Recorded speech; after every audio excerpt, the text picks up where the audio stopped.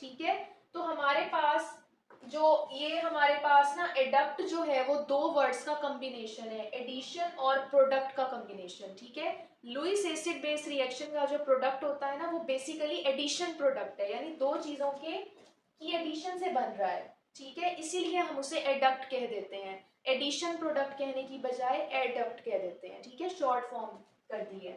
ठीक है, तो एडक्ट की हमारे पास क्या डेफिनेशन है, the product of Lewis acid base reaction is called adduct. ठीक है, जो भी प्रोडक्ट बनेगी ना लुईस एसिड बेस रिएक्शन की वजह से उसे हम एडक्ट कहेंगे। ठीक है, नेक्स्ट आपकी बुक में ना कुछ एग्जांपल्स दी हुई है कि कौन सी स्पीशीज लुईस एसिड्स हो सकती हैं, कौन सी लुईस बेसिस हो सकती हैं। ठीक है, तो उसे हम जो है वो एक्सप्लेन कर लेते हैं।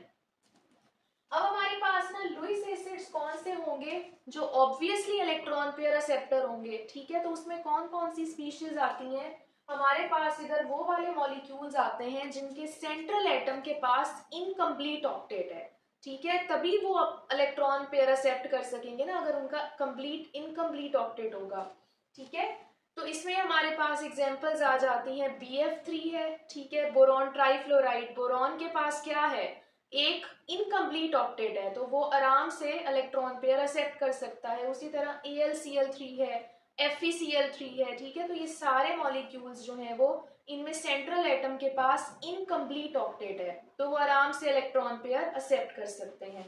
सेकंड हमारे पास है सिंपल केटाइंस, वो केटाइंस जो कि जिनके पास इलेक्ट्रॉन पेयर की कमी है, तो वो एज लुईस एसिड्स जो है वो बिहेव करेंगे। ठीक है, नेक्स्ट हमारे पास है लुईस बेसिस। अब लुईस बेसिस कौन होती हैं, इलेक्ट्रॉन पेयर डोनर, यानी ये वो वाले स्पीशीज होंगे जिनके पास इलेक्ट्रॉन पेयर एक्स्ट्रा होगा जो वो डोनेट कर सकते हैं।